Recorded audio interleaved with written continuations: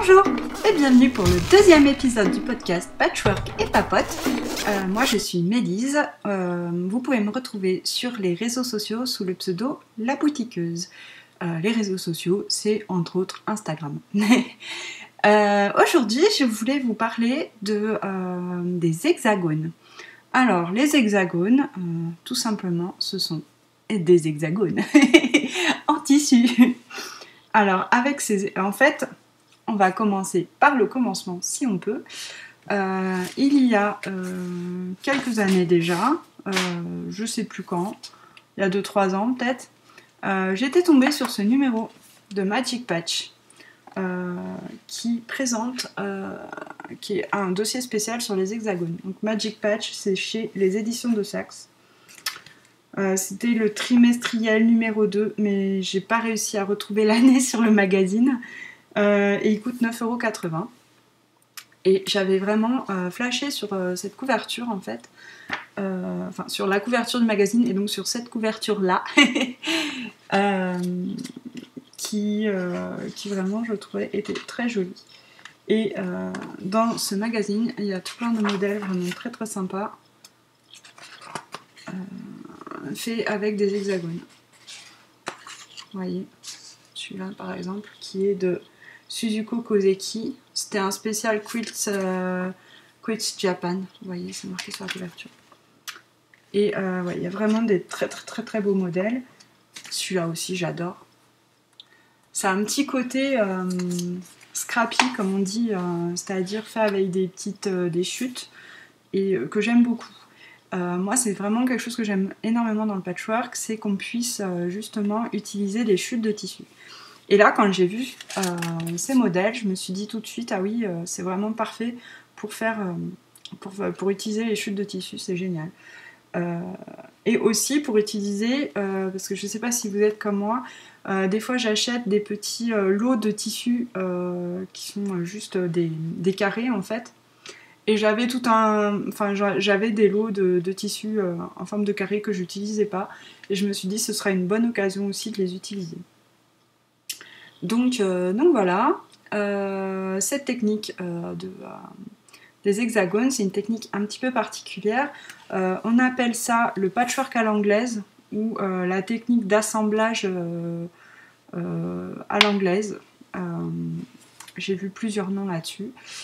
C'est une technique d'assemblage qui se fait avec du papier en fait, ou des gabarits.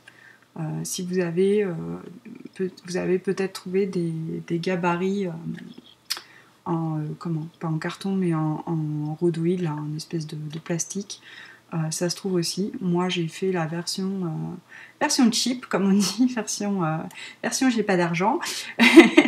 J'ai imprimé tout simplement mes hexagones sur du papier. Donc j'ai choisi une taille d'hexagone. J'avais trouvé ça sur internet, un document PDF je crois, avec plein d'hexagones. J'ai imprimé ça, la taille me convenait, donc j'ai découpé, j'en ai imprimé plein en fait, et je les ai tous découpés. Et donc ça m'a fait, vous voyez là j'en ai plein, des gabarits. J'ai imprimé ça sur du papier brouillon comme ça. En plus, je réutilisais du papier, c'est merveilleux. Du coup, attendez, je range un peu mon bazar.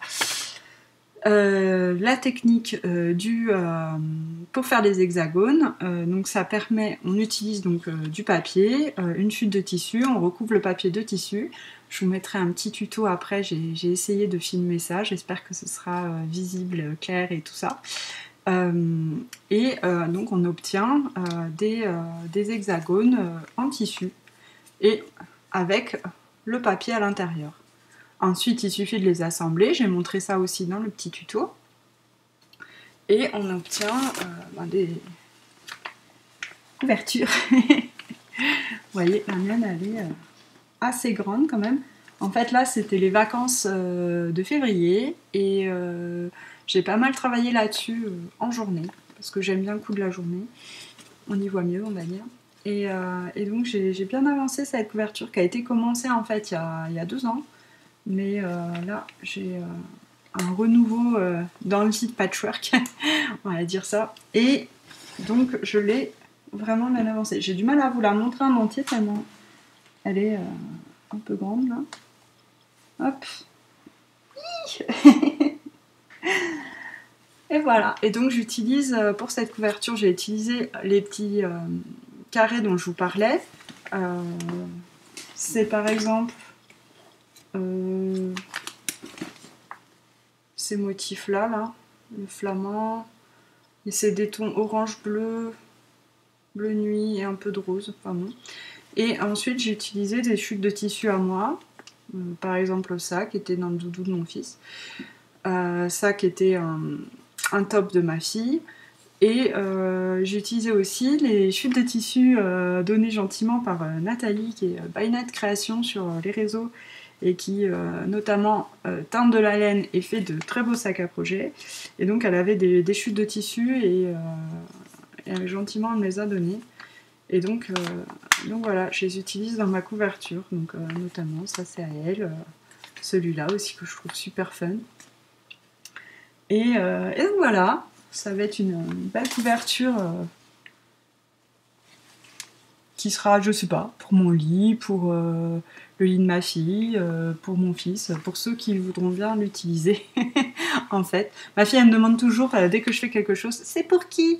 Ben les couvertures, c'est pour tout le monde en fait. Hein. J'aimerais que ça fasse vraiment, qu'elle fasse une bonne taille, mais ça a l'air bien parti. Je sais pas si, encore si je vais faire genre que des hexagones et puis juste une mini bordure à la fin pour fermer le tout. Ou si je vais faire une bordure comme là c'est le cas par exemple, vous voyez là, on voit tout en bas là, c'est juste une toute petite bordure pour finir la couverture. Mais c'est vrai qu'il y a aussi on peut aussi tout à fait faire une plus grosse bordure. Là par exemple il y a des motifs dans la bordure. Il y a deux bordures en fait. Il y a une bordure avec des motifs en hexagone, plus après une bordure unie. Donc je ne sais pas du tout encore ce que je vais faire. Sûrement pas une bordure à motif en hexagone. Je pensais peut-être faire une unie d'une couleur, peut-être, et une autre couleur sur le bord. Pourquoi pas? Je sais pas encore exactement. On verra bien hein, quand ça va me venir. Ensuite, qu'est-ce que je voulais vous dire? Ah oui, j'ai une deuxième couverture en fait sur le feu avec cette même technique. C'est une couverture pour mon fils. Où j'utilise du coup des tissus un peu différents, des tissus funky pour enfants. Alors vous voyez par exemple là ce petit lion trop mignon, un petit oiseau. Là j'ai des petits animaux. Ça c'était un tissu qui était dans son doudou aussi.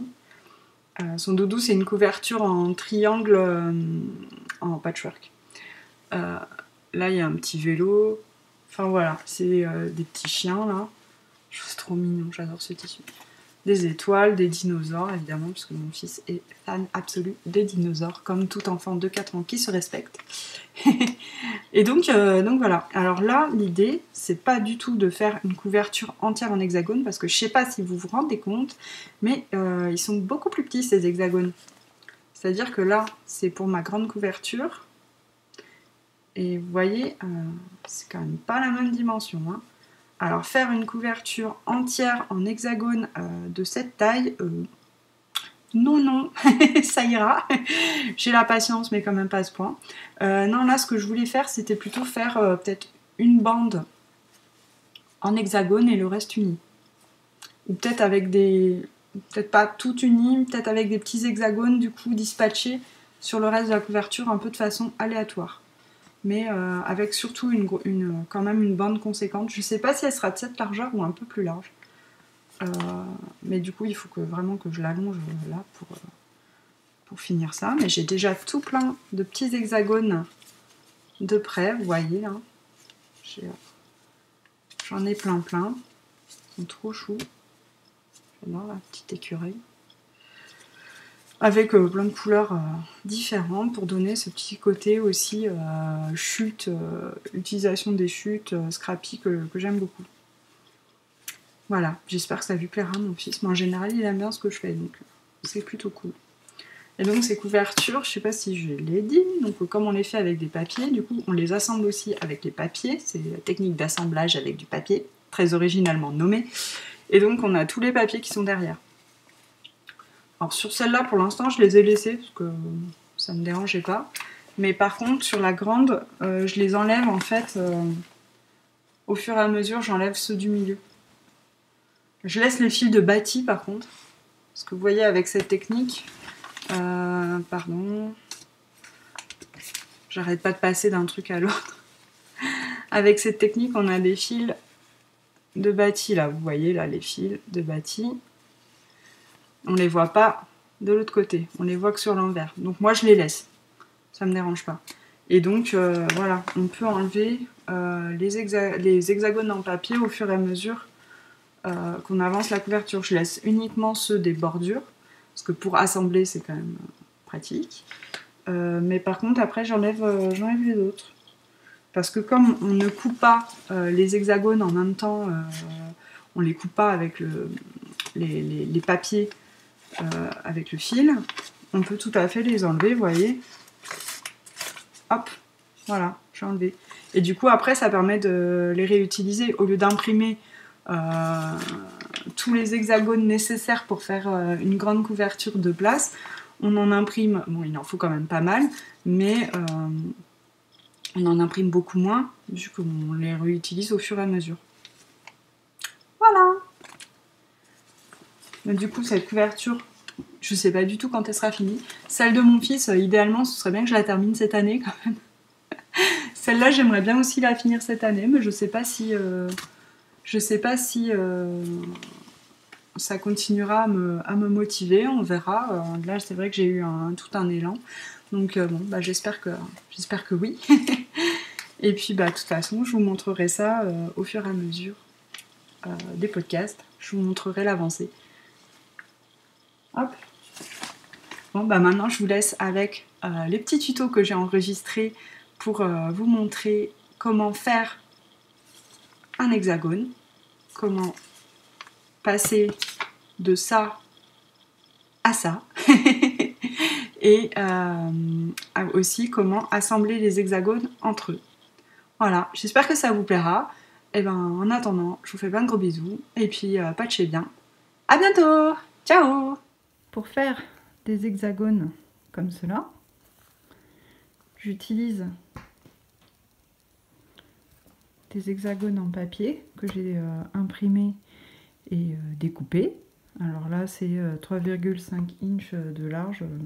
Je sais même pas combien ça fait en centimètres, mais bon, c'est pas vraiment la chose importante. Vous découpez des hexagones à la taille que vous voulez, tous de la même dimension.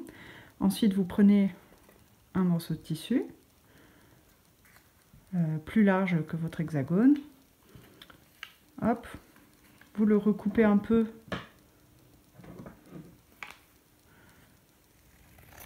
pour que ce soit un peu plus facile quand même à manier.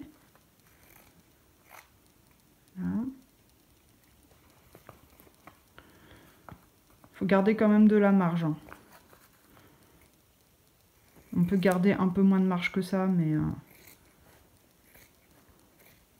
Et vous voyez, c'est pas du tout obligatoire de le couper en forme d'hexagone, ou même en rond. Vous pouvez tout à fait le couper comme ça en carré. Ensuite, voilà, vous recouvrez votre hexagone. Donc là, c'est bien l'envers du tissu qu'on voit. L'endroit du tissu est là. Vous prenez une aiguille et une bonne aiguillée de fil. Alors là, c'est un peu long, hein, faut avouer, mais vous n'êtes pas obligé d'avoir un fil aussi long que ça. Voilà, et vous faites un nœud au bout du fil.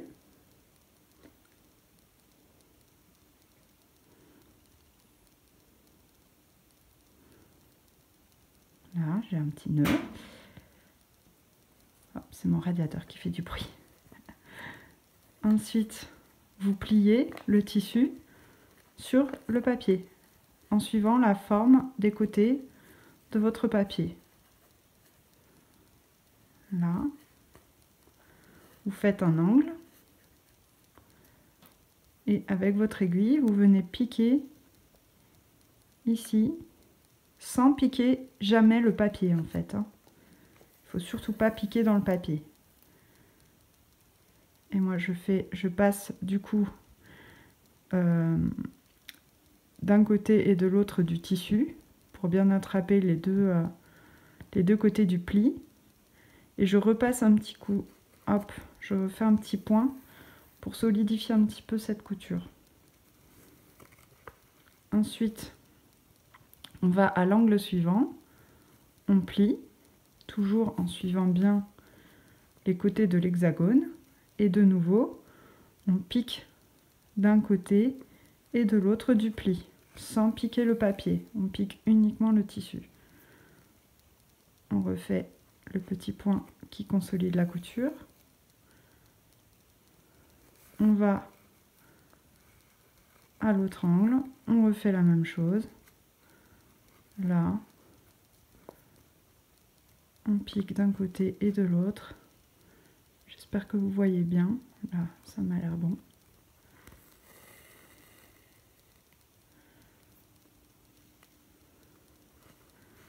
Voilà. On va à l'autre bout.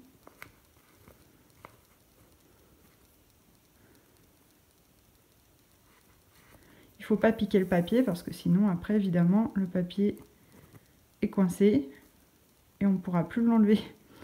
Ou alors, il faudra l'arracher. Et l'avantage de ne pas piquer dans le papier, c'est qu'on peut le réutiliser si on n'arrache pas tout. Là, on arrive ici. On refait la même manœuvre.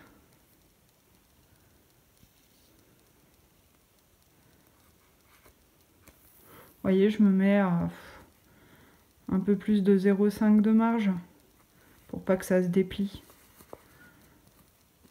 le tissu. Je veux dire, entre le bord extérieur et mon fil de couture, il y a environ 5 cm, entre 5 mm, pardon, entre 5 mm et 1 cm. Et donc là, on arrive au dernier pan.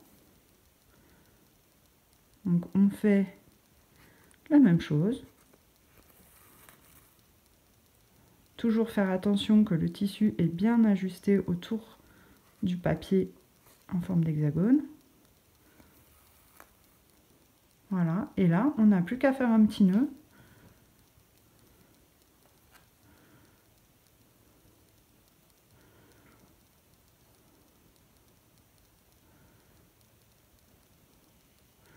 Moi, j'en fais deux parce que je suis un peu maniaque des nœuds, donc voilà. Pour être sûr que ça ne se défasse pas. Ensuite, on coupe. Et voilà, on a notre hexagone. On n'a plus qu'à l'assembler aux autres. Et pour faire ça, en fait, on procède en couture invisible. Alors,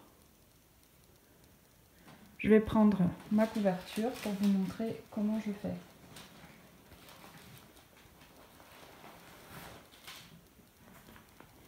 Donc là, c'est ma couverture en hexagone. Je la déplie.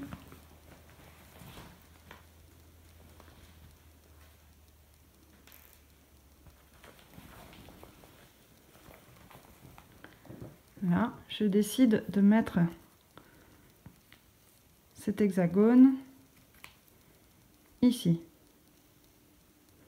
Alors, pour faire ça, je prends mon aiguille, je fais un nœud.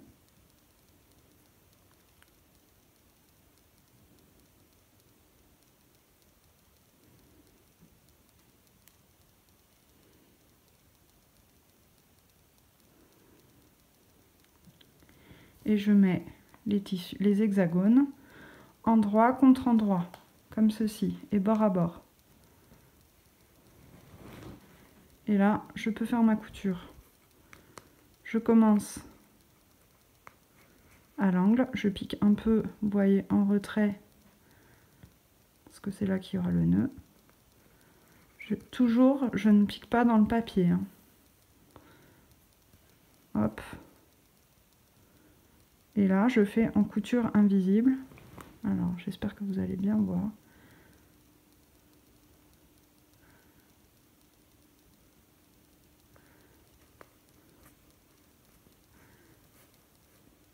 En fait, je pique de part et d'autre de mes hexagones pour assembler les deux ensemble. Assembler ensemble, c'est pas très joli, mais c'est peut-être le plus simple comme façon de décrire ça. Donc voilà. Vous voyez, je pique là. Je ressors mon aiguille ici. Et ensuite, je la pique dans l'autre hexagone. Voilà. Comme ça, je fais plusieurs points d'un seul coup. C'est un petit peu plus rapide que de ressortir l'aiguille à chaque fois, en fait.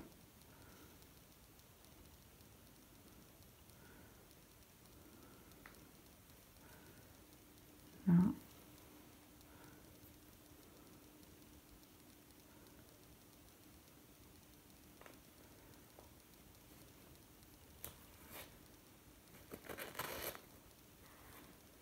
Oups.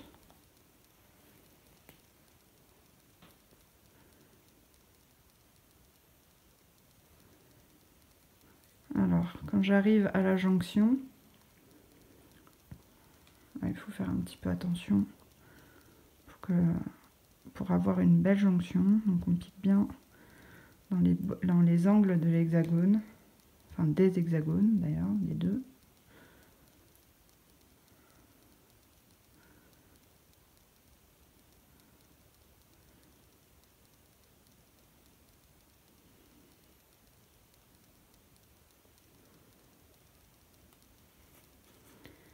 Là. Et ensuite, je mets le second angle de mon hexagone orange aligné avec cet hexagone rose. Voilà, donc là je plie un peu les papiers. Vous voyez qu'on a les papiers qu'on voit à travers derrière, qui sont encore dans les hexagones. Et là voilà, j'ai plus qu'à assembler de la même façon.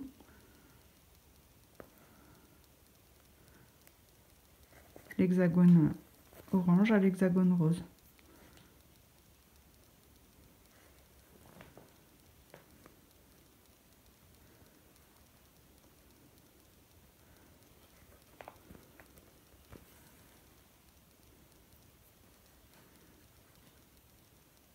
Je ne vais pas finir l'assemblage pour pas faire durer cette vidéo trop longtemps. Je pense que vous avez compris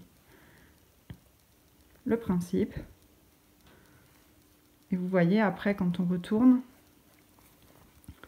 on a l'hexagone qui est assemblé ici, et là on a le début de la couture ici.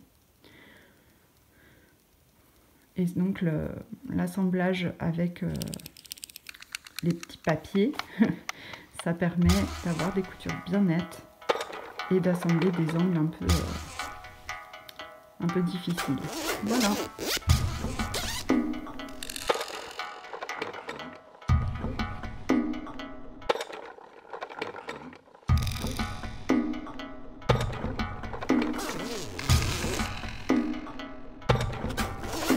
Besoin un jour de... Ben oui, voilà, c'est pour ça, je me disais, et c'est pas tout le monde qui a besoin de ça non plus.